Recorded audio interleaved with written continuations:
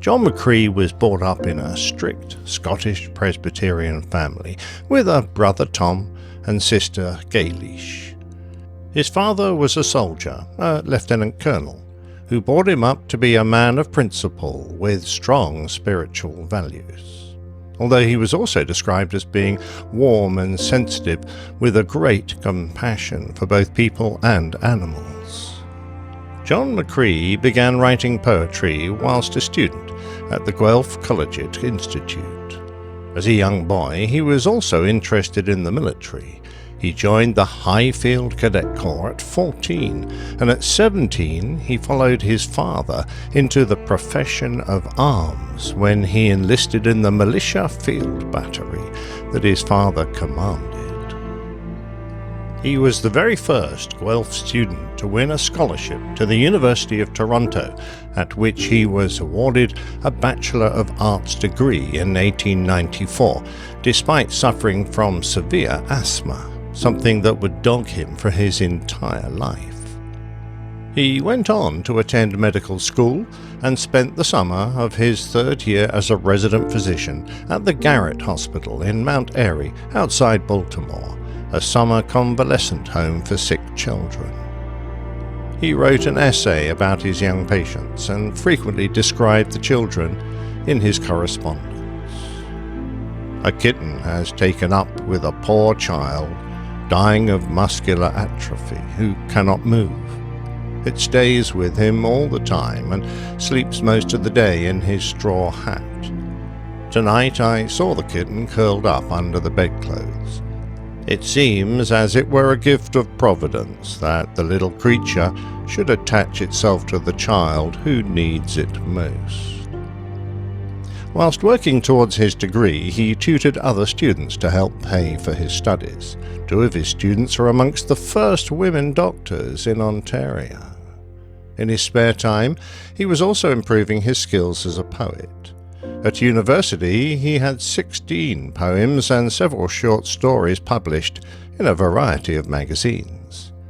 He continued to train as a soldier, becoming a gunner, a quartermaster sergeant, and then an officer in 1893. At university, he was a member of the Queen's Own Rifles of Canada and became a company captain. Concluding his studies in 1898, John McCrae received a Bachelor of Medicine degree and the Gold Medal from the University of Toronto Medical School. He worked as a resident at Toronto General Hospital and then interned at the Johns Hopkins Hospital, where his brother Tom also worked as assistant resident. There, both John and Tom became close associates of Dr. William Osler, the preeminent medical educator of his time. When the South African War started in October 1899, John felt it was his duty to fight. He requested the postponement of his fellowship in pathology that he had been awarded and was commissioned to lead an artillery battery from his hometown, Guelph, becoming part of D Battery, Canadian Field Artillery. He spent a year in South Africa with his unit fighting in the Second Boer War, a conflict that gained little support outside of the Empire and caused argument within the British government itself. When he left South Africa, it was with mixed feelings.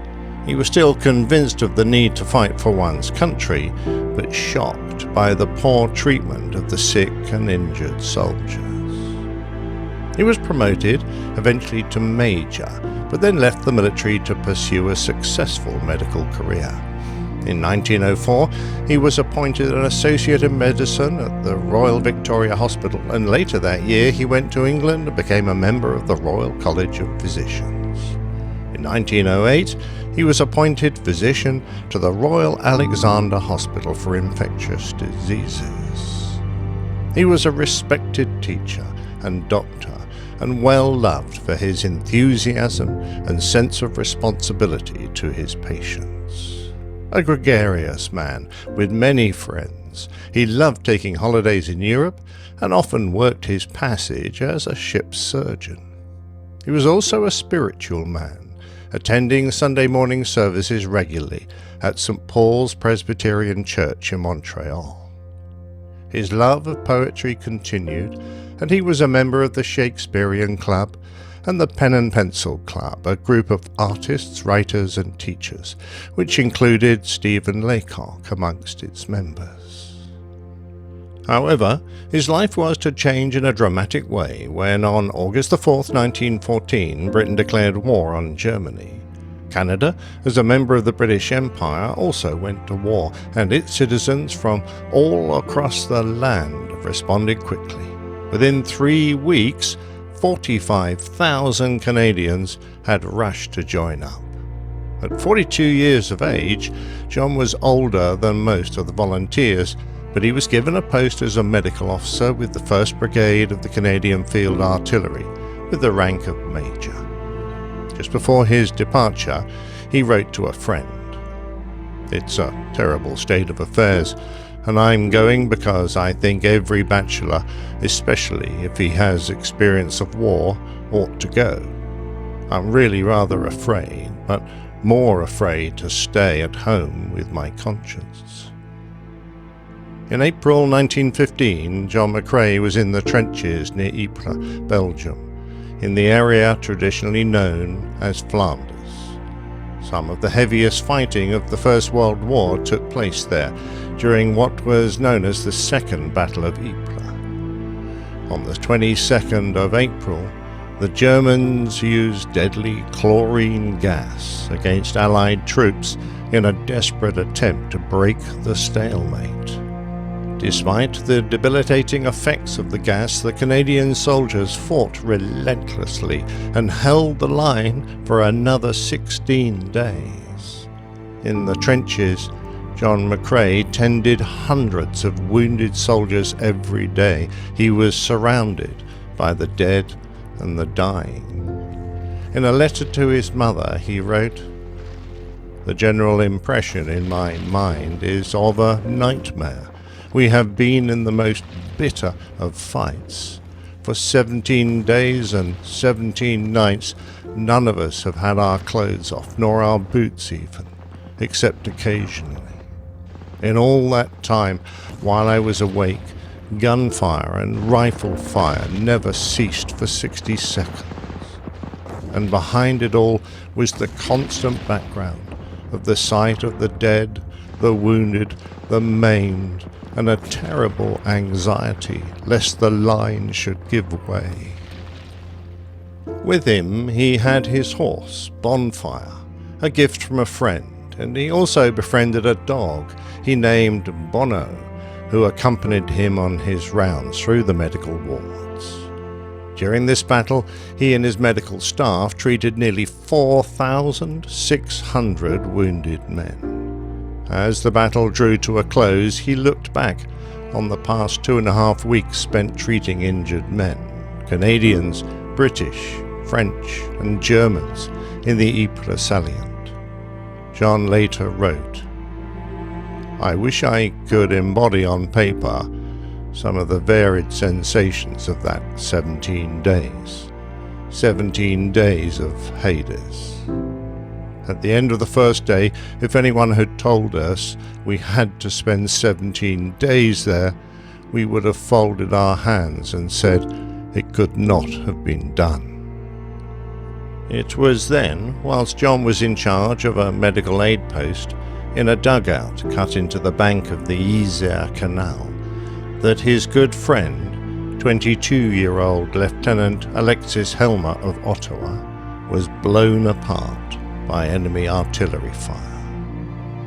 The exploding shell left little of his friend's body, but what could be found was gathered together in a blanket and buried in a makeshift grave amongst the wild poppies that were beginning to bloom between the crosses, marking the many dead who lay there.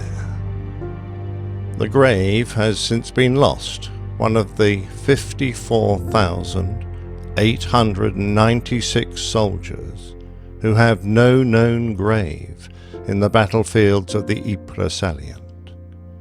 John himself read the funeral service, Unable to help his friend or any of the others who had died, he sat on the footboards of an ambulance wagon and took out his pencil to give them a voice through his poem, In Flanders Fields, one of the last he would ever write.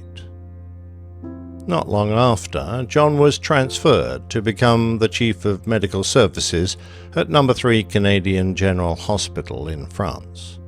The hospital was housed in huge tents until the cold, wet weather forced a move to the site of the ruined Jesuit College at Boulogne. The hospital had more than 1,500 beds and covered 26 acres. Here the wounded were brought from the Battle of the Somme, the Battle of Vimy Ridge, the Third Battle of Ypres, and from Arras and Passchendaele. John was deeply affected by the fighting and losses, and like many, he became bitter and disillusioned. He felt he should have made greater sacrifices and insisted on living in a tent through the winter like his comrades at the front, rather than in the warm officers' huts.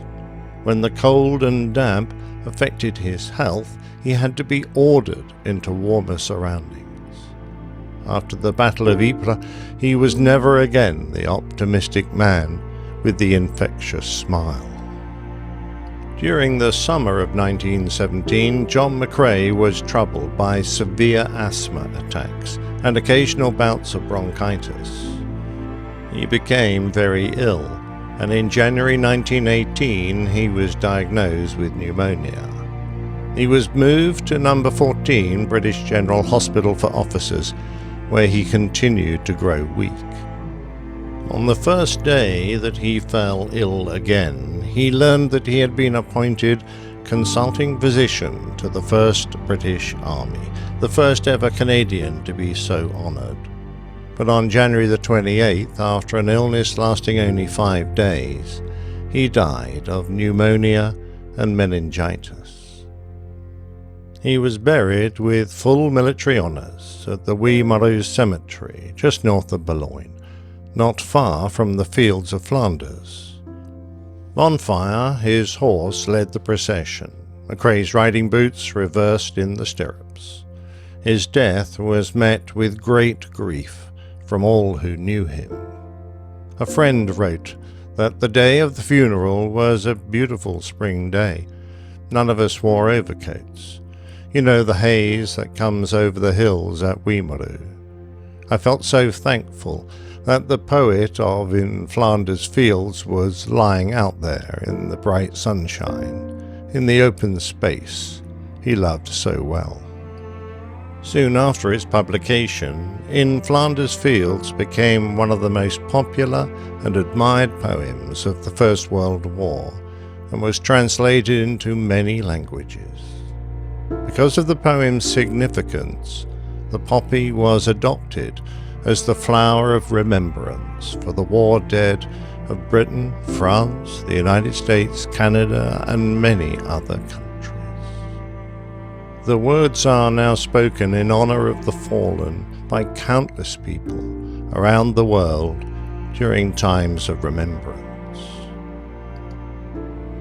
In Flanders Fields, the poppies blow between the crosses, row on row, that mark our place, and in the sky the larks, still bravely singing, fly, scarce heard amid the guns below.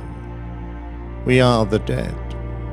Short days ago we lived, felt dawn, saw sunset glow, loved and were loved, and now we lie in Flanders Fields. Take up our quarrel with the foe. To you from failing hands we throw the torch. Be yours to hold it high. If ye break faith with us who die, we shall not sleep, though poppies grow in Flanders Fields.